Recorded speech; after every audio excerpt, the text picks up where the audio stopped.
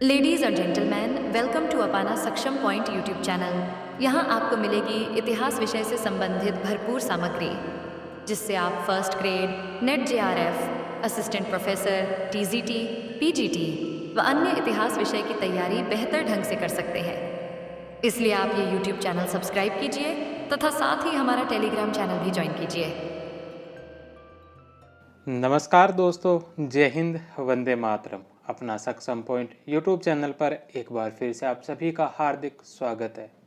हम पढ़ रहे थे रवि कुलरिया सर की पुस्तक आधुनिक भारतीय वस्तुनिष्ठ। इस पुस्तक की समाप्ति की ओर हम पहुंच चुके हैं। आज 22वां चैप्टर है और इसके पश्चात एक कल की क्लास और रहेगी। कल की क्लास एक छोटा सा चैप्टर रहेगा, उसके पश्चात इस बुक को समाप्त करेंगे। टोटल इसके अंदर 23 चैप्टर है। तो आज 22वां चैप्टर है आज़ादी के बाद का भारत। आज़ादी के बाद का भारत 1947 से लेकर 1964 तक का काल।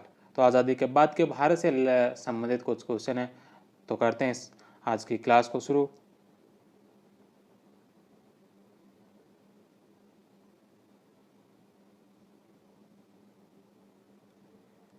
पहला प्रश्न है कि विभाजन के बाद शरणार्थी जो कारीगर, व्यापारी और मजदूर थे उन्हें निम्नलिखित टाउनशिप में बसाया गया।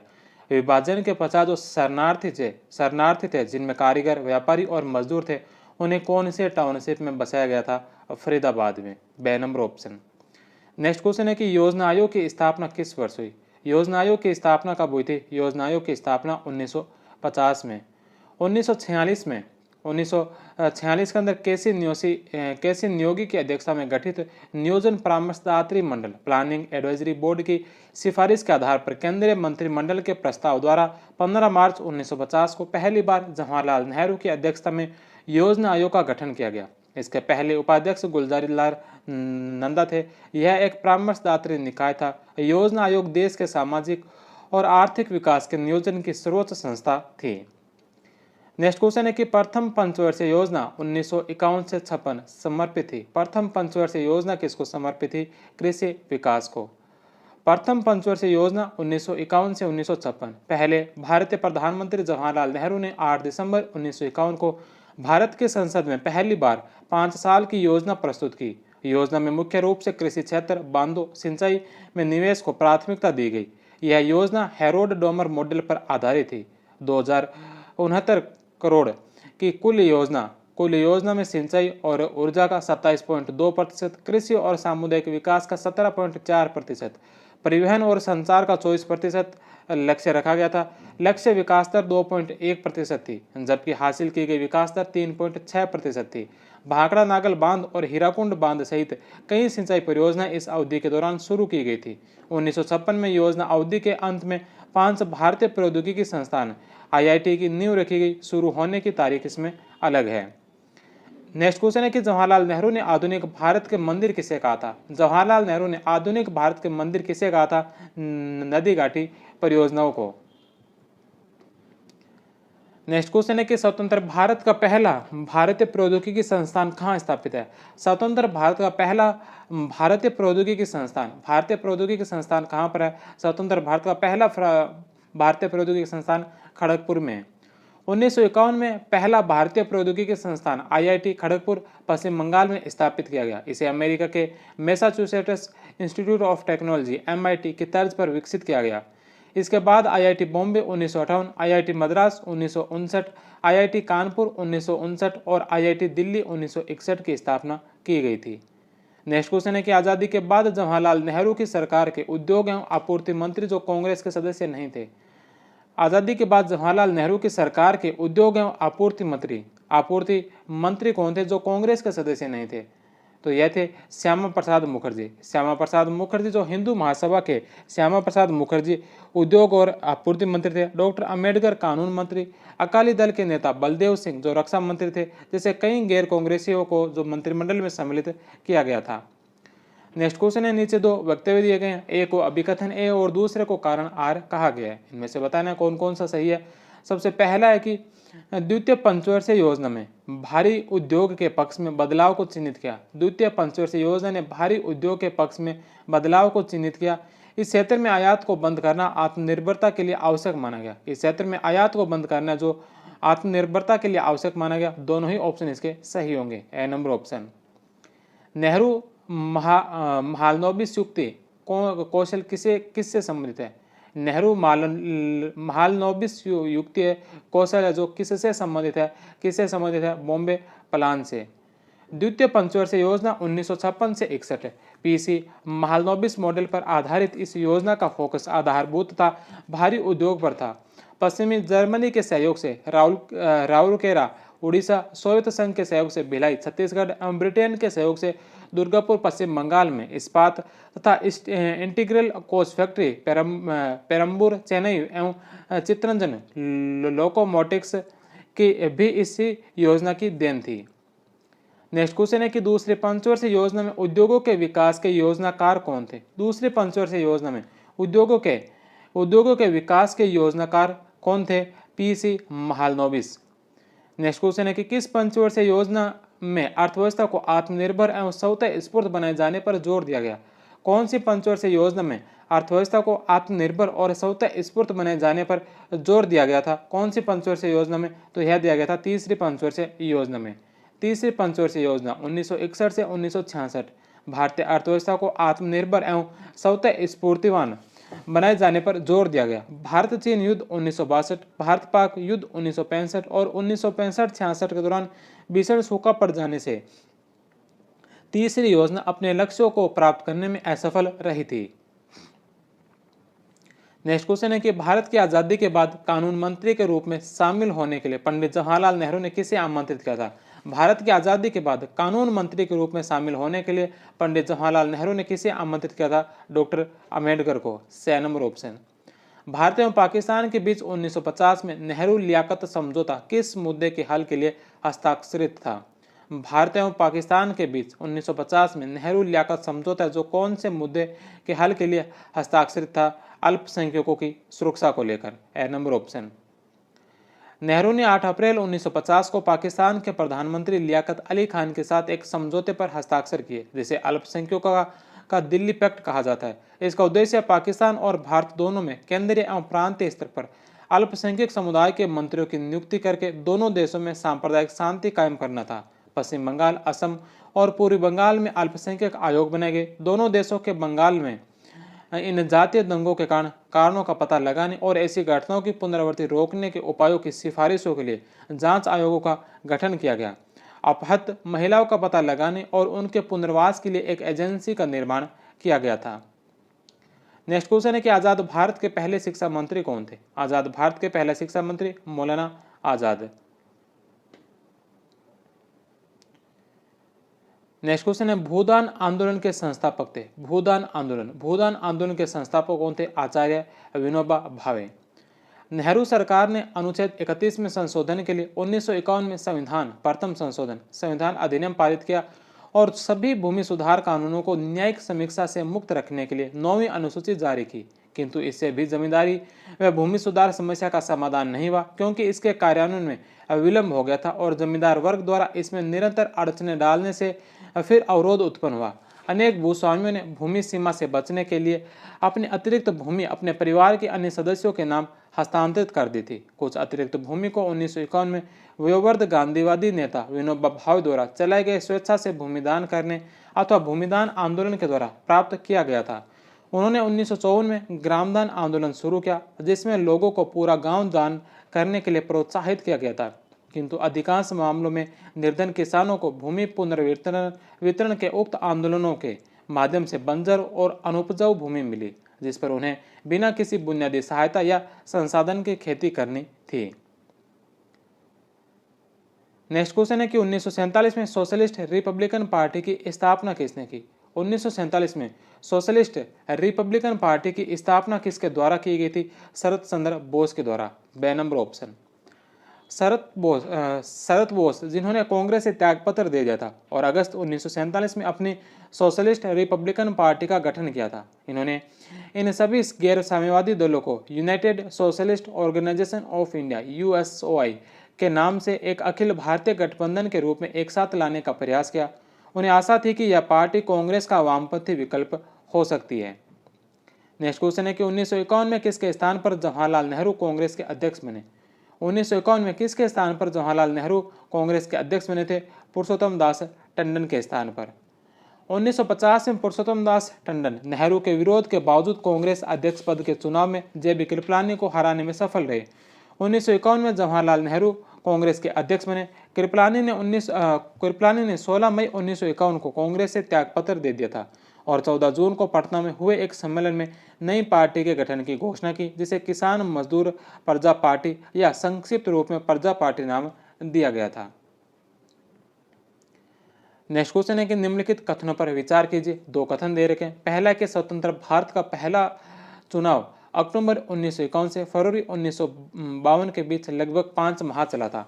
स्वतंत्र भारत का पहला जो चुनाव है अक्टूबर 1951 से लेकर फरवरी 1952 के मध्य चला था। दूसरा है कि नागालैंड में नागा नेशनल काउंसिल ने चुनाव का पूरी तरह से बहिष्कार किया और एक भी उम्मीदवार ने नामांकन नहीं भरा था। दोनों ही ऑप्शन इसके सही होंगे, 6 नंबर ऑप्शन। नेक्स्ट क्वेश्चन है कि प्रथम लोकसभा चुनाव में भारतीय राष्ट्रीय कांग्रेस को कितनी सीटें प्राप्त हुई थी। प्रथम लोकसभा चुनाव के अंदर भारतीय राष्ट्रीय कांग्रेस को कितनी सीटें मिली थी? 364 सीटें, 2 नंबर ऑप्शन। रामचंद्र गुहा की गणना के अनुसार संसद में कांग्रेस ने 489 में से 364 सीटों पर अथवा 74.4% सीटों पर विजय प्राप्त की थी, किंतु इसे कुल मतदान के केवल 45% वोट ही प्राप्त हुए थे। इस चुनाव का सबसे महत्वपूर्ण परिणाम यह था कि संसद में सीपीआई कांग्रेस की सबसे बड़ी विरोधी पार्टी स्वयं सीपीआई की 16 सीट थी विरोधी बनकर उभरी थी, जहां अपने मित्र दलों के साथ 27 सीटों पर विजय पाई थी। नेक्स्ट क्वेश्चन है कि निम्नलिखित को कालक्रम अनुसार व्यवस्थित कीजिए। निम्नलिखित को जो कालक्रम अनुसार व्यवस्थित कीजिए, इसमें सबसे पहले नंबर पर बीमा कंपनियों का राष्ट्रीयकरण। बीमा कंपनियों का राष्ट्रीयकरण कब किया गया था? जनवरी 1956 के अंदर। जनवरी 1956 के अंदर बीमा कंपनियों का राष्ट्रीयकरण किया गया। दूसरे, हिंदू उत्तराधिकार अधिनियम। हिंदू उत्तराधिकार अधिनियम कब आया था? तो हिंदू उत्तराधिकार अधिनियम आया था जून 1956 में। बीमा कंपनियों का राष्ट्रीयकरण जनवरी 1956 में और हिंदू उत्तराधिकारी अधिनियम आया था जून 1956 के अंदर। तीसरे नंबर पर वजन या भार की मीट्रिक प्रणाली की शुरुआत। अब भार की मीट्रिक प्रणाली की शुरुआत कब की गई थी? 1958 के अंदर। चौथे नंबर पर यूएसए के राष्ट्रपति ड्यूड डी आइजनहावर का नई दिल्ली आगमन। यूएसए के राष्ट्रपति आइजनहावर का दिल्ली आगमन 1959 को। और अफ्रीकी एशियाई सम्मेलन की नई दिल्ली में बैठक। अफ्रीकी एशियाई सम्मेलन की नई दिल्ली में बैठक कब हुई थी? तो यह हुई थी 1961 के अंदर। तो इसमें 500 ही सम्मिलित है। पहले जनवरी 1956 में बीमा कंपनियों का राष्ट्रीयकरण, जून 1956 में हिंदू उत्तराधिकार अधिनियम, 1958 में मैट्रिक प्रणाली की शुरुआत, 1959 में यूएसए के राष्ट्रपति का दिल्ली आगमन और 1961 के अंदर अफ्रीकी एशियाई सम्मेलन की नई दिल्ली में बैठक। ABCODE, ए नंबर ऑप्शन। बीमा कंपनियों का राष्ट्रीयकरण 19 जनवरी 1956 को, हिंदू उत्तराधिकार अधिनियम 17 जून 1956 को, वजन या भार की मीट्रिक प्रणाली की शुरुआत 1 अक्टूबर 1958 को, भारतीय संसद द्वारा दिसंबर 1956 में पारित, किंतु 1 अक्टूबर 1958 को इसे लागू किया गया था। आइजनहावर का नई दिल्ली आगमन 9 दिसंबर 1959 को। ग्रामीण पुनर्निर्माण से संबंधित मुद्दों पर नई दिल्ली में अफ्रो एशियाई सम्मेलन जनवरी 1961 के अंदर। नेक्स्ट क्वेश्चन है कि प्रथम भारतीय महिला मुख्यमंत्री का नाम बताएं। प्रथम भारतीय महिला मुख्यमंत्री सुचेता कृपलानी। अंबाला हरियाणा में जन्मी सुचेता कृपलानी 1963 में संयुक्त प्रांत वर्तमान यूपी की मुख्यमंत्री बनी। वे भारतीय राष्ट्रीय कांग्रेस की नेता थी और आज़ादी के आंदोलन में सक्रिय रूप से भाग लिया था। सुचेता कृपलानी ने जे.बी. कृपलानी से प्रेम विवाह किया था। उन्होंने गांधी जी को आश्वस्त किया था कि वे विवाह करेंगे एवं उनके बच्चे नहीं होंगे। वे अपना सारा जीवन राष्ट्र निर्माण में लगा देंगे। नेक्स्ट क्वेश्चन है कि भारतीय रिजर्व बैंक का राष्ट्रीयकरण किस वर्ष किया गया था? भारतीय रिजर्व बैंक का राष्ट्रीयकरण कब हुआ था? 1949 में। चुनाव आयोग का पहला अध्यक्ष किसे चुना गया? चुनाव आयोग का पहला अध्यक्ष सुकुमार सेन। अप्रैल 1950 में जनप्रतिनिधि अधिनियम पारित किया गया और एक स्वायत्त चुनाव आयोग का गठन किया गया तथा एक बंगाली आईएएस अधिकारी सुकुमार सेन को इसका प्रमुख चुनाव आयुक्त नियुक्त किया गया। 21 वर्ष से अधिक आयु की आधी जनसंख्या अथवा लगभग 17 करोड़ 60 लाख लोग मतदाता के रूप में पंजीकृत थे। इसमें 1935 के अधिनियम के समय में काफी सुधार हुआ, जिसमें केवल 11% जनसंख्या को मताधिकार प्राप्त था। नेक्स्ट क्वेश्चन है कि प्रथम आम चुनाव को किसने एक अपूर्व अनुभव कहा था? प्रथम आम चुनाव को जो किसने एक अपूर्व अनुभव कहा था? जवाहरलाल नेहरू ने, बे नंबर ऑप्शन। 22 नवंबर 1951 को राष्ट्र के नाम एक संदेश में प्रधानमंत्री नेहरू ने सही रूप में प्रथम आम चुनाव को एक अपूर्व अनुभव कहा था। अम्बेडकर भी इस बारे में आश्वस्त नहीं थे। भारत जैसे देश के पुराने विचारों वाली जनता को, जिसे लोकतंत्र की कोई बुनियादी जानकारी ही नहीं थी, उन्हें फैसला करने और पार्टी का चुनाव करने का अधिकार दे दिया गया और सरकार का कर्ता धर्ता बना दिया गया है। नेक्स्ट क्वेश्चन है कि भारतीय जनसंघ की स्थापना कब हुई। भारतीय जनसंघ की स्थापना कब हुई थी? 1951 में। 21 अक्टूबर 1951 को डॉक्टर श्यामा प्रसाद मुखर्जी ने भारतीय जनसंघ की स्थापना की थी। नेक्स्ट क्वेश्चन है कि कलकत्ता उच्च न्यायालय के एक न्यायाधीश जिनकी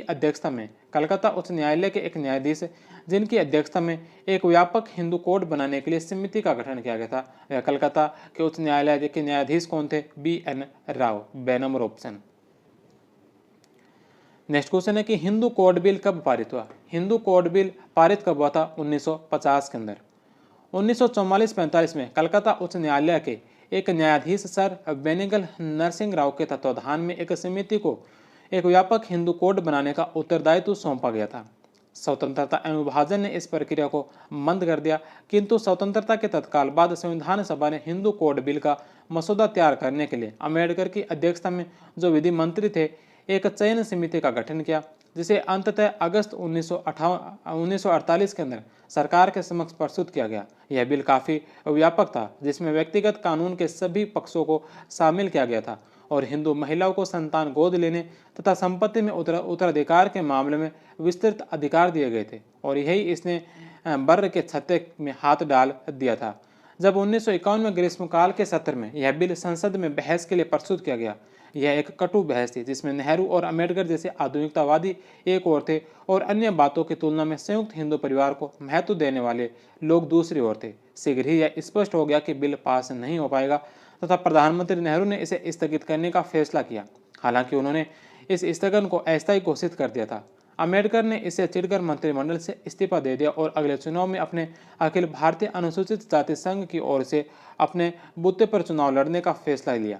1951 में चुनाव के पश्चात बिल को 4 भागों में विभाजित किया गया, अलग अलग पारित किया गया। 1955 में हिंदू विवाह अधिनियम पारित किया गया और शेष अधिनियम हिंदू उत्तराधिकार अधिनियम, हिंदू आवश्यकता व संरक्षकता अधिनियम और हिंदू दत्तक एवं निर्वहन अधिनियम को 1956 में पारित किया गया था।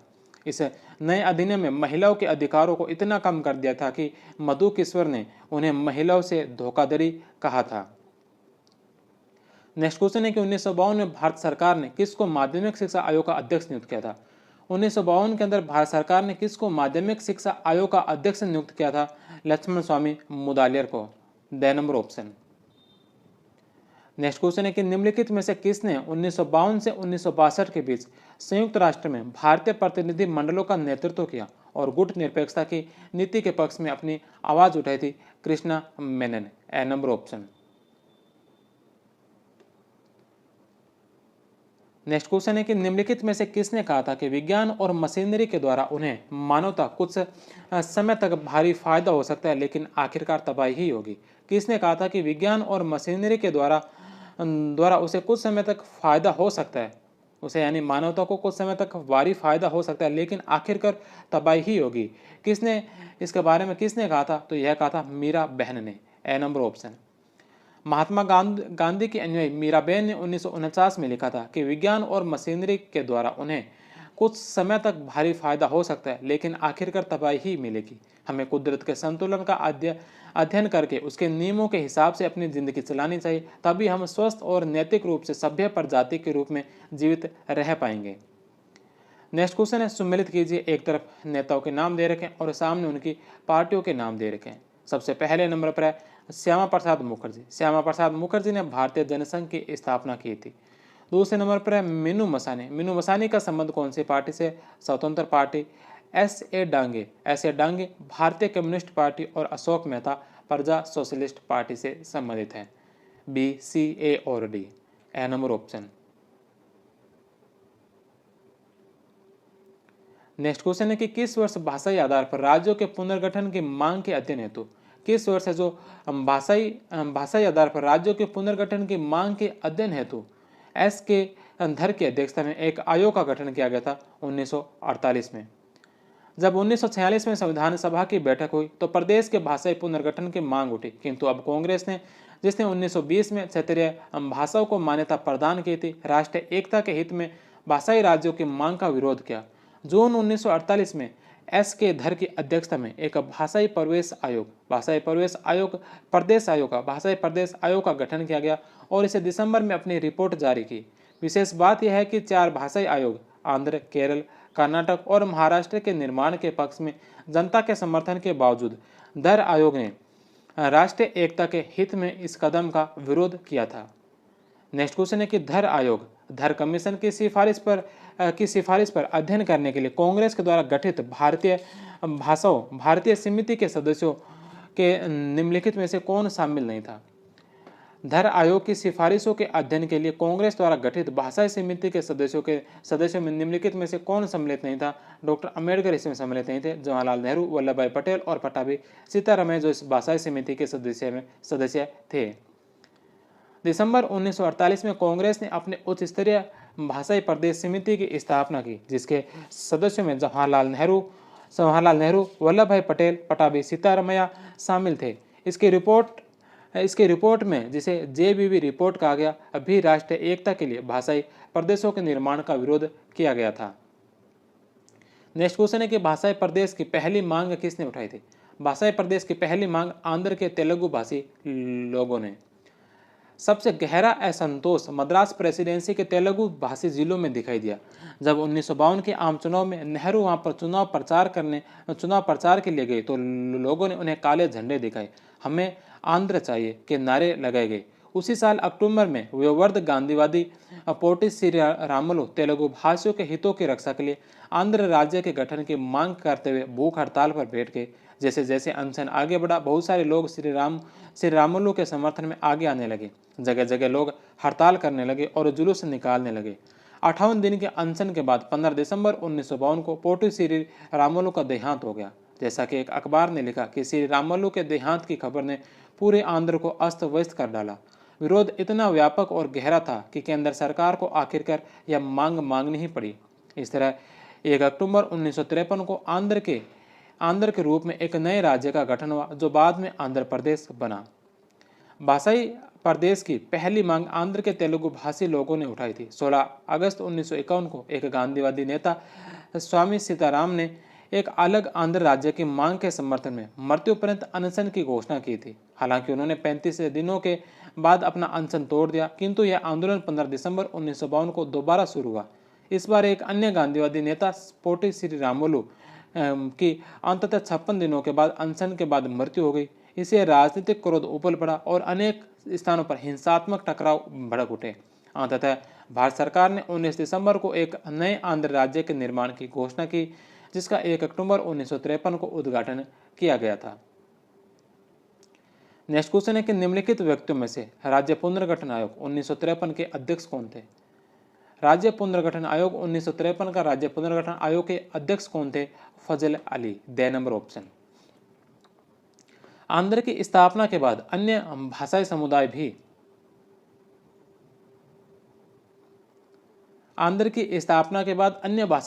भी अपने अपने अलग राज्यों की मांग करने लगे। फलस्वरूप एक राज्य पुनर्गठन आयोग का गठन किया गया, जिसने 1955 में अपनी रिपोर्ट सरकार को सौंप दी।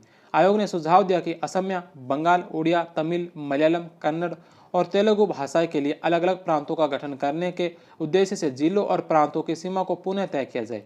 उत्तर भारत के विशाल हिंदी भाषी क्षेत्र को बांटकर कई राज्य बना दिए गए। कुछ समय बाद 1960 में बम्बई प्रांत को मराठी और गुजराती भाषा 2 अलग राज्यों में बांट दिया गया।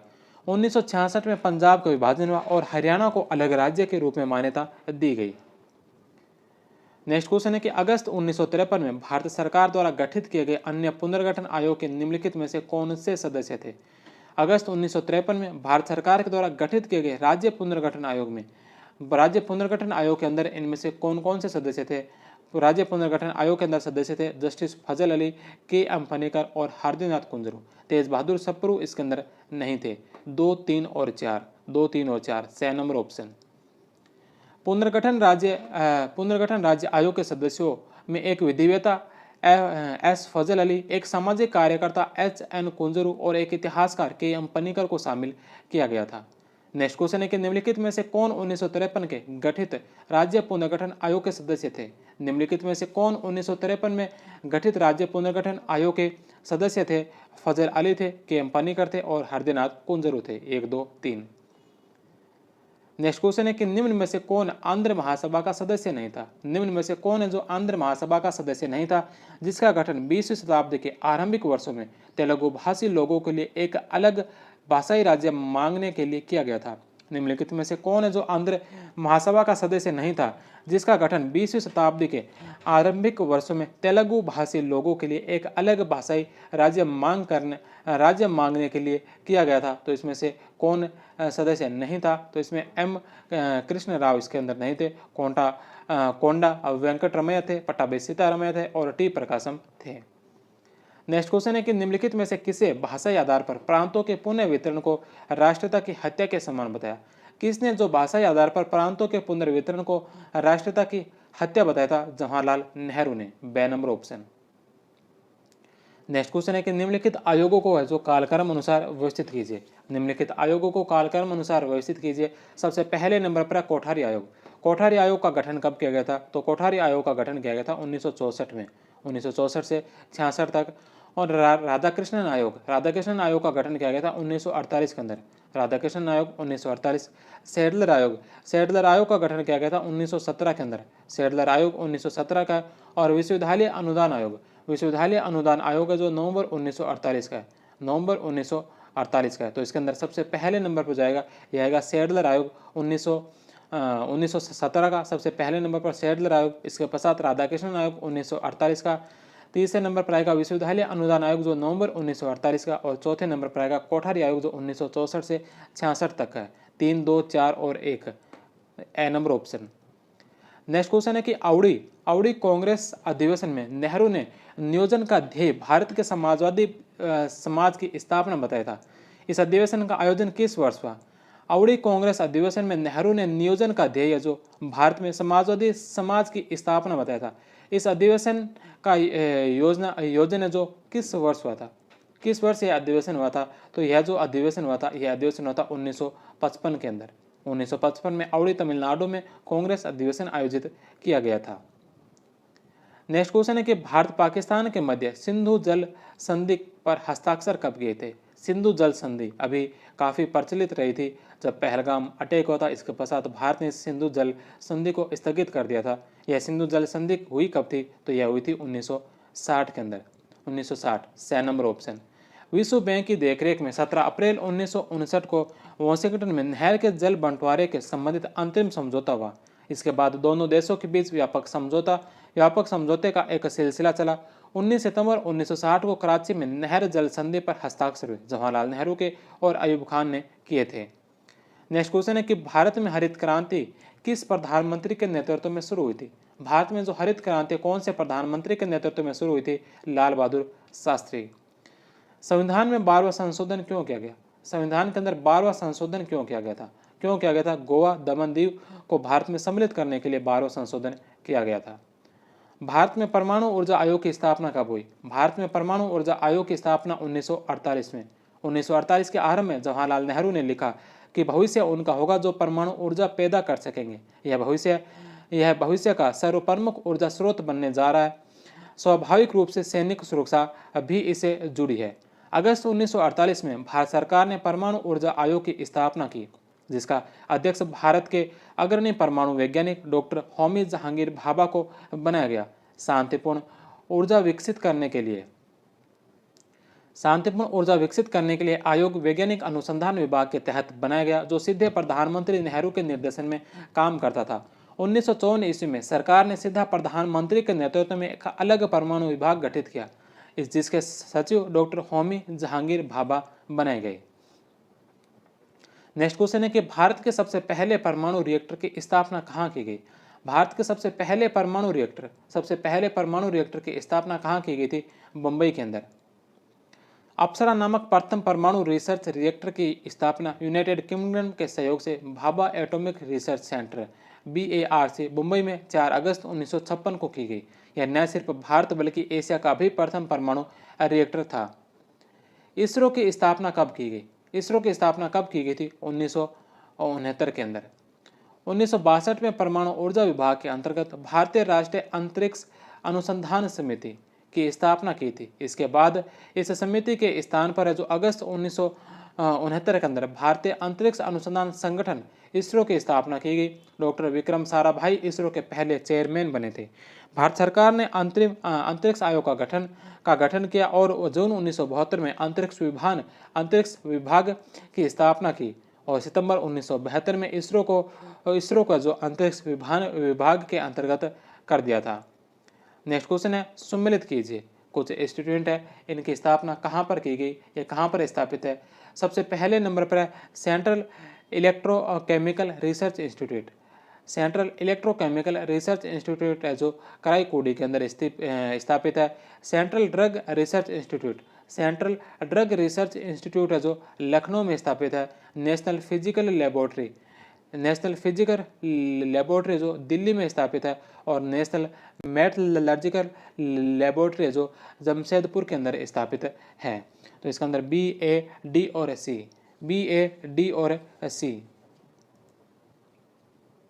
B number option. Central Drug Research Institute Lucknow में 1951 में इसका उद्घाटन किया गया। Central Electrochemical Research Institute Karaikudi Tamil Nadu में 1953 में स्थापित। केंद्रीय खाद्य प्रौद्योगिकी अनुसंधान संस्थान मैसूर में 1950 में स्थापित। केंद्रीय ग्लास एवं सेरेमिक अनुसंधान संस्थान कोलकाता में सीमित रूप से 1944 में स्थापित और 26 जनवरी 1950 को विधिवत उद्घाटन किया गया।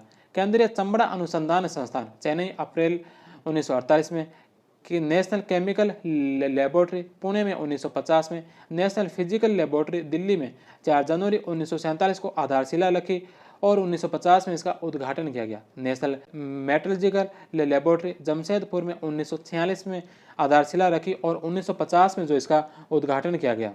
भारत इलेक्ट्रॉनिक्स लिमिटेड बेंगलुरु में 1954 में स्थापित किया गया। गांधी सागर बांध जो मध्य प्रदेश में 1954 में इसकी आधारशिला रखी और 1960 के अंदर यह पूर्ण हुआ।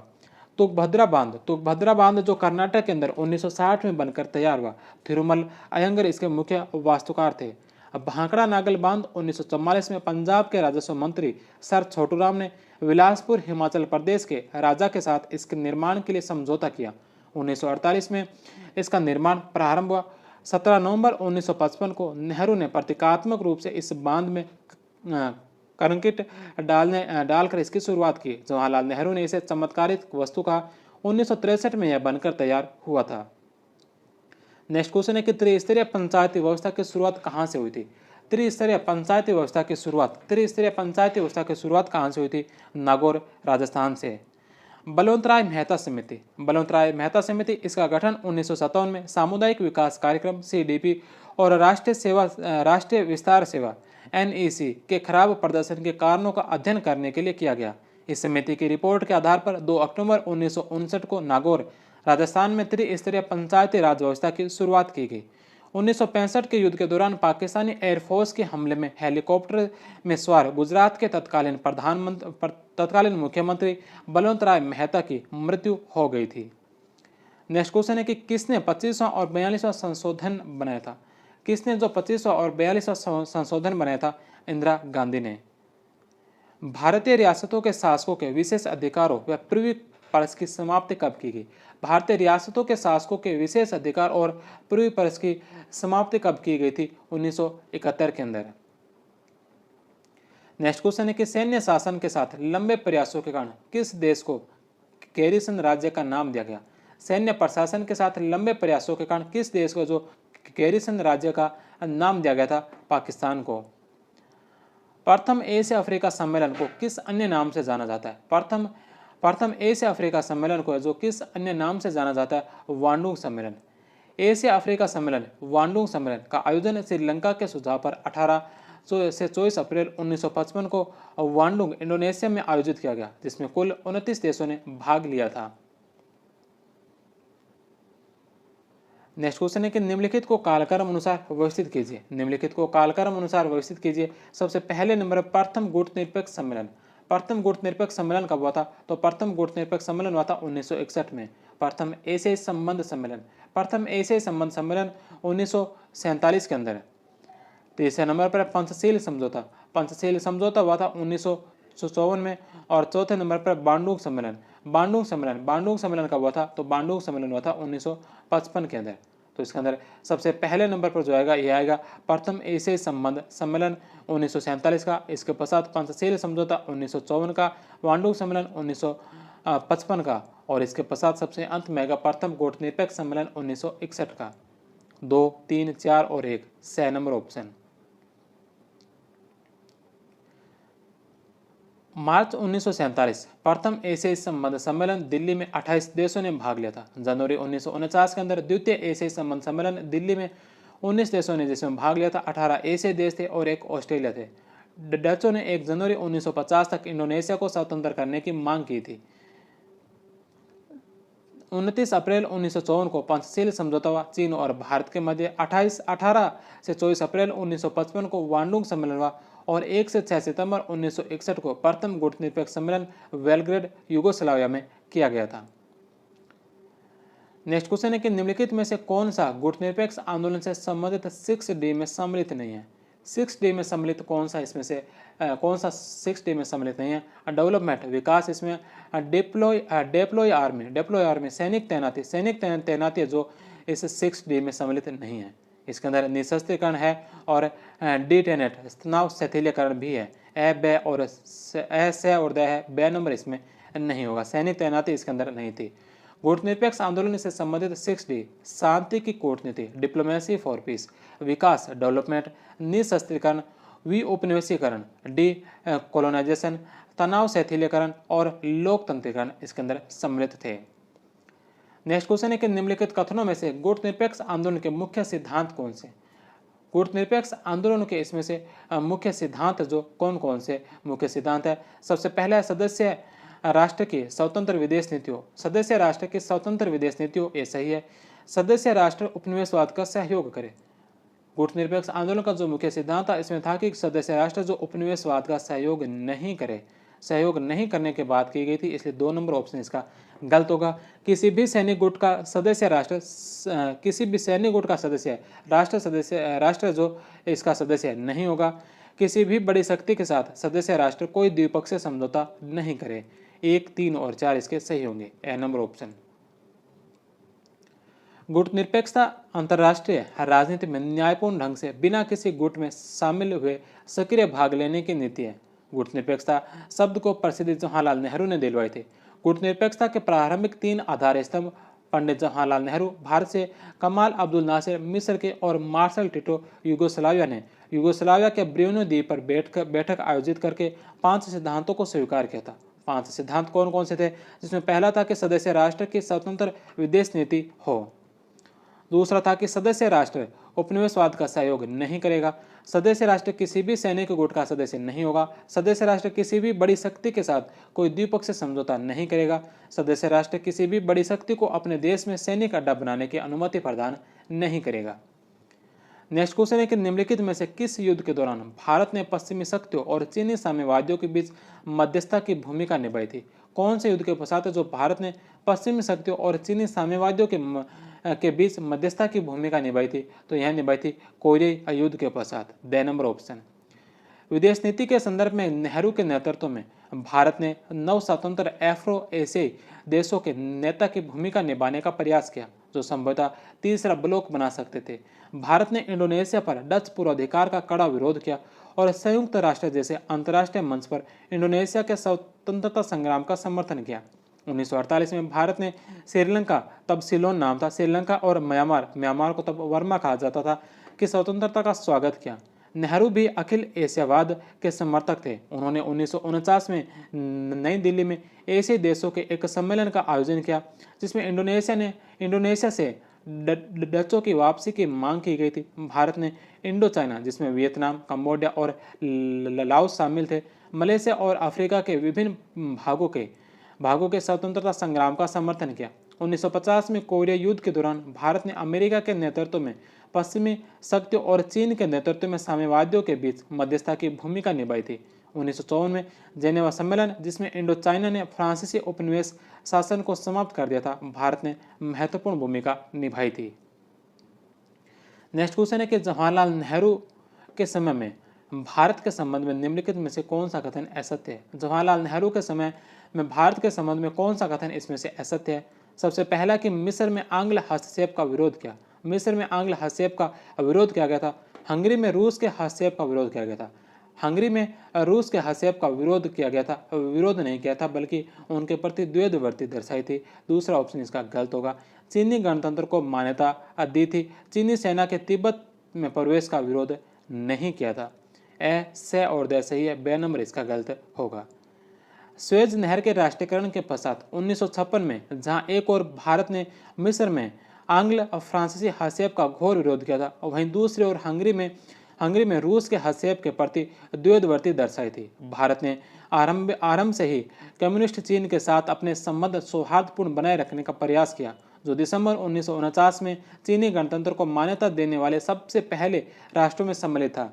जब चीनी सेना ने 1950 में तिब्बत में प्रवेश किया तो भारत ने कोई विरोध नहीं किया, लगभग स्वीकृति दी थी, और 1954 में चीन के तिब्बती क्षेत्र में पारस्परिक व्यवहार और व्यापार का समझौता किया था। जून 1954 में चीनी प्रधानमंत्री चाउ एनलाई और नई दिल्ली आए। अक्टूबर में नेहरू बीजिंग आए थे। भारत और चीन की मित्रता हिंदी चीनी भाई भाई के नारे के रूप में प्रसिद्ध हुई थी। भारत चीन सीमा की पूर्वी सीमा कहलाती है। भारत चीन सीमा की पूर्वी सीमा क्या कहलाती है? मैकमोहन रेखा। मैकमोहन रेखा किस संधि का परिणाम है? मैकमोहन रेखा किस संधि का परिणाम है? शिमला कन्वेंशन 1914। निम्नलिखित में से कौन सा जवाहरलाल नेहरू के द्वारा अपनाई गई पंचशील नीति का सिद्धांत नहीं है? जवाहरलाल नेहरू के द्वारा अपनाई गई पंचशील नीति का सिद्धांत इनमें से कौन सा नहीं है? दूसरे देश को आवश्यकता पड़ने पर सैन्य सहायता देना। सैन्य सहायता की इसमें बात नहीं की गई थी। ए नंबर ऑप्शन इसका गलत है। दूसरे देश के आंतरिक मामलों में हस्तक्षेप न करना, दूसरे देश पर आक्रमण न करना, शांतिपूर्ण सह अस्तित्व की नीति का पालन करना। पंचशील सिद्धांतों में से 3 ये सही है, पहला इसका गलत होगा। पंचशील के 5 सिद्धांत: सभी देशों के द्वारा अन्य देशों की क्षेत्रीय अखंडता और प्रभुसत्ता का सम्मान करना, दूसरे देश के आंतरिक मामलों में हस्तक्षेप न करना, दूसरे देश पर आक्रमण न करना, परस्पर सहयोग एवं लाभ को बढ़ावा देना, शांतिपूर्ण सह अस्तित्व की नीति का पालन करना। नेक्स्ट क्वेश्चन है कि 1954 के भारत चीन समझौते के तहत भारत ने किस इलाके पर चीन के कब्जे को स्वीकार किया था? 1954 के भारत चीन समझौते के तहत जो भारत ने किस इलाके पर चीन के कब्जे को स्वीकार किया था? तिब्बत। ए नंबर ऑप्शन। 1954 के भारत चीन संधि को सिनो इंडियन एग्रीमेंट या पंचशील समझौते के द्वारा तिब्बत पर चीन के प्रभुत्व को स्वीकार कर लिया गया। 1954 की संधि के तहत भारत ने चीन को नई दिल्ली, कलकत्ता और कलिंगपोंग में अपने वाणिज्यिक एजेंसियों की स्थापना की छूट थी। इसके जवाब में चीन ने भारत को तिब्बत में व्यापार केंद्र स्थापित करने की इजाज़त दी थी। नेक्स्ट क्वेश्चन है कि 1950 में भारत चीन संबंधों के खराब होने का प्रमुख कारण क्या था? 1959 के अंदर जो भारत चीन संबंधों के खराब होने का प्रमुख कारण क्या था? भारत के द्वारा चीनी सेनाओं के तिब्बत में घुसने का विरोध करना, तो यह नहीं था, ऐसा विरोध नहीं किया गया था। जवाहरलाल नेहरू द्वारा चाउ एन लाई की आलोचना करना, यह भी इसका कारण नहीं था। दलाई लामा को भारत द्वारा शरण देना। दलाई लामा को भारत द्वारा जो शरण देना है, जो इसका इस संबंध खराब होने का सबसे प्रमुख कारण था, तो सी नंबर ऑप्शन इसका राइट होगा। हिंदी चीनी भाई भाई का उत्साह अधिक देर तक नहीं रहा और संबंधों में उस समय खटास आ गई जब भारत ने तिब्बत के भगोड़े धार्मिक नेता दलाई लामा को और चीनी कार्रवाई से बचकर भारत आए तिब्बती शरणार्थियों को शरण दी थी। चीनियों ने इसे तिब्बत पर अधिकार को कमजोर बनाने के लिए भारत पर जानबूझकर किया गया प्रयास माना और इस पृष्ठभूमि में 1959 में दोनों देशों के बीच 2500 मील की सीमा रेखा कूटनीतिक वाद विवाद का कारण बन गई। भारत अंग्रेजों के द्वारा 1914 में खींची गई मैकमोहन रेखा को दोनों देशों के बीच की सीमा रेखा मानना चाहता था, किंतु चीन ने इसका विरोध किया। नेहरू ने इस अवधि के दौरान चीन को नई आक्रामक वामपंथी नीति को गलत समझा अथवा भारतीय सेना की शक्ति को वास्तविकता के से अधिक समझा। देश में विरोधी पक्ष और एक देश भक्त प्रेस के दबाव में आकर उन्होंने आक्रामक रुख अपनाया, जिसके परिणाम स्वरूप अक्टूबर-नवंबर 1962 में भारत को चीन के साथ एक विनाशकारी युद्ध का सामना करना पड़ा और जिसकी समाप्ति पर भारत को गहरा अपमान झेलना पड़ा। चीन ने भारत की अशक्त सेना को आसानी से हरा दिया और युद्ध विराम की एक तरफा घोषणा करके युद्ध समाप्त कर दिया। भारत की जमीनी हानि बहुत कम हुई, किंतु विश्व पटल पर इसकी विश्वसनीयता को गहरी ठेस पहुंची थी। नेक्स्ट क्वेश्चन है कि भारत चीन युद्ध के समय भारत के रक्षा मंत्री कौन थे? भारत चीन युद्ध के समय भारत के रक्षा मंत्री VK. Krishna Menon. 6 number option. Lok Sabha में सरकार के खिलाफ पहली बार अविश्वास प्रस्ताव कब पेश किया गया? लोकसभा में सरकार के खिलाफ पहली बार अविश्वास प्रस्ताव कब पेश किया गया था? 1963 के अंदर। अगस्त 1963 में जे.बी. कृपलानी के द्वारा जवाहरलाल नेहरू की सरकार के विरुद्ध अविश्वास प्रस्ताव पेश किया गया था। जवाहरलाल नेहरू की मृत्यु कब हुई थी? 27 मई 1964 को। निम्नलिखित में से योजना अवकाश की अवधि है। योजना अवकाश की अवधि 1966 से 1969 तक। इस दौरान 5 वर्षीय योजना के स्थान पर एक वर्ष की 3 योजनाएं बनाई गई थी। नेक्स्ट क्वेश्चन है कि निम्नलिखित में से कौन कांग्रेस के सिंडिकेट का सदस्य नहीं था? कौन है जो कांग्रेस के सिंडिकेट का सदस्य इनमें से नहीं था? मोरारजी देसाई थे, एस निजिलगंपा थे और के कामराज थे। इंदिरा गांधी इसके अंदर सदस्य नहीं थी। 2 नंबर ऑप्शन। कांग्रेस के पुराने संरक्षकों में से जिन्हें सिंडिकेट कहा जाता है, मोरारजी देसाई, एस निजिलगंपा और के कामराज के नेतृत्व में पार्टी और सरकार का नियंत्रण छीनने का प्रयास किया गया, जिसके कारण उनका प्रधानमंत्री गांधी के साथ टकराव होने लगा। पार्टी के अग्रणी नेताओं और सरकार के बीच यह खुला संघर्ष 1969 के राष्ट्रपति चुनाव के समय सामने आया, जब इंदिरा गांधी और पार्टी में उनके अन्य सहयोगियों ने एक स्वतंत्र उम्मीदवार वी.वी. गिरी का समर्थन किया, जो एक पुराने श्रमिक नेता थे और इस समय लोकसभा के स्पीकर और कांग्रेस के अधिकृत उम्मीदवार नीलम संजीव रेड्डी के विरुद्ध कार्यकारी राष्ट्रपति के रूप में काम कर रहे थे। गिरी की जीत के पश्चात रेड्डी के पक्ष में कांग्रेस के अनुदेशन के बावजूद इंदिरा गांधी को कांग्रेस से निष्कासित कर दिया गया। कांग्रेस संसदीय दल के नए नेता चुनने के लिए कहा गया, किंतु इसके अधिकांश सदस्यों ने श्रीमती गांधी को अपना नेता चुना और इस प्रकार पार्टी का विभाजन हो गया। नए पृथक दल को कांग्रेस रिक्विजिशन कहा गया। पुरानी पार्टी को अब कांग्रेस ऑर्गेनाइजेशन कहा जाने लगा।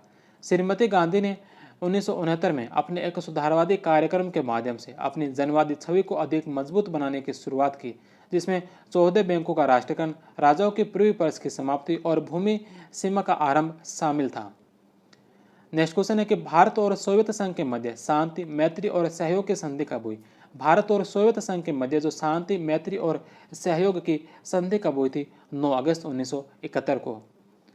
भारत पाकिस्तान के किस युद्ध के बाद बांग्लादेश एक स्वतंत्र राष्ट्र के रूप में स्थापित हुआ? भारत और पाकिस्तान के कौन से युद्ध के पश्चात है जो बांग्लादेश एक स्वतंत्र राष्ट्र के रूप में स्थापित हुआ था? तो यह हुआ था दिसंबर 1971 के युद्ध में। दामोदर घाटी निगम की स्थापना किस वर्ष की गई? दामोदर घाटी निगम की स्थापना कब हुई थी? 1948 में। दामोदर घाटी निगम की स्थापना 7 जुलाई 1948 में बिहार, पश्चिम बंगाल व भारत सरकार की साझेदारी से हुई थी। यह स्वतंत्र भारत की प्रथम बहुउद्देशीय नदी घाटी परियोजना थी। नेक्स्ट क्वेश्चन है कि द्वितीय पंचवर्षीय योजना में लक्षित वृद्धि दर क्या थी? तो वृद्धि दर थी 4.5%। द्वितीय पंचवर्षीय योजना में लक्षित वृद्धि दर 4.5% थी, जबकि वार्षिक विकास दर 4.27% रही। 5 वर्ष में राष्ट्रीय आय में लगभग 25% की बढ़ोतरी का लक्ष्य रखा गया, जबकि वास्तविक वृद्धि लगभग 20% रही थी। तृतीय पंचवर्षीय योजना में लक्षित विकास दर 5.6% थी, जबकि वास्तविक विकास दर जो 2.8% ही रही थी। नेक्स्ट क्वेश्चन है कि कौन सी पंचवर्षीय योजना सैंडी और चक्रवर्ती मॉडल पर आधारित थी? कौन सी पंचवर्षीय योजना जो सैंडी और चक्रवर्ती मॉडल पर आधारित थी? तीसरी पंचवर्षीय योजना। तृतीय पंचवर्षीय योजना 1961 से 66 जॉन सैंडी और एस चक्रवर्ती मॉडल पर आधारित थी। इस योजना को गॉडगिल योजना भी कहा जाता है। इसका मुख्य उद्देश्य आत्मनिर्भर और स्व उत्पादक अर्थव्यवस्था बनाना था। यह 1962 में भारत चीन युद्ध और 1965 में भारत पाक युद्ध के कारण पूरी तरह से विफल रही थी। नेक्स्ट क्वेश्चन है कि निम्नलिखित में से योजना अवकाश का काल है। निम्नलिखित में से योजना अवकाश का काल 1966 से 1969 तक का। 3 क्रमिक वार्षिक योजनाओं की अवधि 1966 से 1969 तक रही। वित्तीय स्थिति बिगड़ जाने तथा चीन से पराजित होने पर देश का मनोबल टूट जाने के कारण सरकार ने वर्ष 1966-67 के लिए एक वार्षिक योजना तैयार करने का निश्चय किया। सरकार ने आगामी वर्षों में भी वार्षिक योजनाओं का निर्णय इन्हीं कारणों से लिया था। इस अवधि को नियोजन प्रक्रिया का अंतराल एवं योजना अवकाश कहा, अर्थात नियोजन की प्रक्रिया इस दौरान अवकाश पर थी। नेक्स्ट क्वेश्चन है कि निम्नलिखित में से किस इस्पात संयंत्र की स्थापना जर्मनी के सहयोग से की गई। निम्नलिखित में से किस इस्पात संयंत्र की स्थापना जो जर्मनी के सहयोग से की गई थी। राउरकेला। 1955 के अंदर भिलाई इस्पात संयंत्र छत्तीसगढ़ की स्थापना सोवियत संघ के सहयोग से। 1959 के अंदर राउरकेला इस्पात संयंत्र उड़ीसा के अंदर स्थापना की गई जर्मनी के सहयोग से। 1959 में दुर्गापुर इस्पात संयंत्र पश्चिम बंगाल में स्थापना की गई यूके के सहयोग से।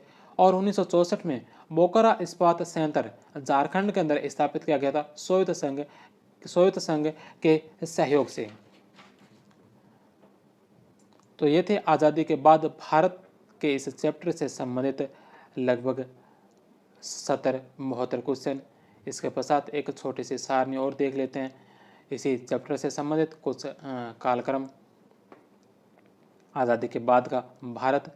1934 के अंदर प्लान्ड इकोनॉमी फॉर इंडिया पुस्तक लिखी थी। मोक्ष विश्वेश्वरैया को भारतीय नियोजन का पिता कहा जाता है। 1944 के अंदर बॉम्बे प्लान मुंबई के 8 बड़े उद्योगपतियों के द्वारा तैयार की गई योजना थी। इसमें भारी उद्योगों पर बल दिया गया था। मार्च 1947 में प्रथम एशियाई सम्मेलन हुआ था दिल्ली के अंदर। 1947 के अंदर सोशलिस्ट रिपब्लिकन पार्टी की स्थापना की गई थी शरत चंद्र बोस के द्वारा। अप्रैल 1948 में केंद्रीय चमड़ा अनुसंधान संस्थान की स्थापना की गई थी चेन्नई के द्वारा। जून 1948 के अंदर भाषाई प्रदेश आयोग धर आयोग का गठन किया गया था, जिसके अध्यक्ष थे एस के धर और इसके सदस्य थे जगत नारायण लाल और पन्ना लाल। जो अगस्त 1948 के अंदर परमाणु ऊर्जा आयोग की स्थापना की गई, जिसके अध्यक्ष थे डॉक्टर होमी जहांगीर भाभा। दिसंबर 1948 में जेवीवी समिति की स्थापना की गई थी जवाहरलाल नेहरू, वल्लभ भाई पटेल और पट्टाभी सीतारमैया के द्वारा। जनवरी 1949 के अंदर द्वितीय एशियाई संबंध सम्मेलन का आयोजन किया गया था दिल्ली के अंदर। 1949 में भारतीय रिजर्व बैंक का राष्ट्रीयकरण किया गया था। 15 मार्च 1950 के अंदर योजना आयोग की स्थापना की गई थी। 8 अप्रैल 1950 को नेहरू लियाकत समझौता हुआ था अल्पसंख्यकों की सुरक्षा के लिए। अप्रैल 1950 में जन प्रतिनिधित्व अधिनियम पारित किया गया। 1950 के अंदर नेशनल केमिकल लेबोरेटरी की स्थापना पुणे के अंदर की गई। 1950 के अंदर केंद्रीय खाद्य प्रौद्योगिकी अनुसंधान संस्थान मैसूर में स्थापित किया गया। 1950 के अंदर सर्वोदय योजना जयप्रकाश नारायण के द्वारा शुरू की गई। 21 अक्टूबर 1951 को भारतीय जनसंघ की स्थापना डॉक्टर श्यामा प्रसाद मुखर्जी के द्वारा की गई थी। 1951 के अंदर IIT खड़गपुर की स्थापना हुई। 1951 के अंदर भूदान आंदोलन का प्रारंभ विनोबा भावे के द्वारा किया गया। 6 अगस्त 1952 को राष्ट्रीय विकास परिषद की स्थापना की गई। अगस्त 1953 को राज्य पुनर्गठन आयोग की स्थापना की गई थी जस्टिस फजल अली KM पनीकर और हरदेनाथ कुंजरू के द्वारा। 29 अप्रैल 1954 को पंचशील समझौता हुआ भारत और चीन के मध्य। 3 अगस्त 1954 को परमाणु विभाग की स्थापना की गई, जिसके सचिव थे डॉक्टर होमी जहांगीर भाभा। 1954 के अंदर भारत इलेक्ट्रॉनिक्स लिमिटेड की स्थापना बेंगलुरु में की गई। 18 से 24 अप्रैल 1955 को प्रथम एशिया अफ्रीका सम्मेलन हुआ वांडुंग इंडोनेशिया के अंदर। 1955 में हिंदू विवाह अधिनियम पारित किया गया। 19 जनवरी 1956 को बीमा कंपनियों का राष्ट्रीयकरण किया गया। 17 जून 1956 को हिंदू उत्तराधिकार अधिनियम पारित किया गया। 4 अगस्त 1956 को प्रथम परमाणु रिसर्च रिएक्टर अप्सरा की स्थापना यूके के सहयोग से बम्बई में की गई। 1956 को हिंदू दत्तक ग्रहण एवं भरण पोषण अधिनियम पारित हुआ। 1 अक्टूबर 1958 को वजन की मीट्रिक प्रणाली की शुरुआत की गई। 1958 के अंदर IIT बॉम्बे की स्थापना की गई थी। 1958 के अंदर ही रक्षा अनुसंधान एवं विकास संस्थान DRDO की स्थापना की गई, मुख्यालय जिसका दिल्ली में था। 2 अक्टूबर 1959 को त्रिस्तरीय पंचायती राज व्यवस्था की शुरुआत नागौर राजस्थान से की गई। 1959 को IIT मद्रास की स्थापना। 1959 में IIT कानपुर की स्थापना। 19 सितंबर 1960 को भारत पाकिस्तान के बीच सिंधु जल संधि हुई थी। 1961 के अंदर IIT दिल्ली की स्थापना हुई थी। 1 से 6 सितंबर 1961 को प्रथम गुटनिरपेक्ष सम्मेलन हुआ बेलग्रेड यूगोस्लाविया में। अक्टूबर-नवंबर 1962 में भारत चीन युद्ध हुआ। 1962 के अंदर भारतीय राष्ट्रीय अंतरिक्ष अनुसंधान समिति की स्थापना की गई थी। 1965 में भारत पाक युद्ध हुआ। 1969 के अंदर भारतीय अंतरिक्ष अनुसंधान संगठन इसरो की स्थापना हुई, जिसका मुख्यालय बेंगलुरु, जिसके पहले चेयरमैन डॉक्टर विक्रम साराभाई को बनाया गया था। 9 अगस्त 1971 को भारतवर्ष सोवियत संघ के बीच शांति, मैत्री और सहयोग की संधि हुई थी। 1971 के अंदर भारतीय रियासतों के शासकों के विशेष अधिकार व प्रिविपर्स की समाप्ति की गई थी। 1972 के अंदर अंतरिक्ष विभाग की स्थापना की गई थी। इसरो को इसके अधीन कर दिया गया था। 19 अप्रैल 1975 को भारत के पहले उपग्रह आर्यभट्ट का प्रक्षेपण सोवियत संघ के सहयोग से किया गया था। तो यह था 22वां चैप्टर आज़ादी के बाद का भारत। इसके पश्चात एक चैप्टर और बचा, छोटा सा चैप्टर है, लगभग आधे घंटे की क्लास होगी, 23वां चैप्टर, जिसको हम कल की क्लास में करते हैं और इसी के साथ इस बुक का समापन करेंगे। तो मिलते हैं कल अंतिम चैप्टर के अंदर। तब तक आप सभी का बहुत बहुत धन्यवाद। जय हिंद, वंदे मातरम।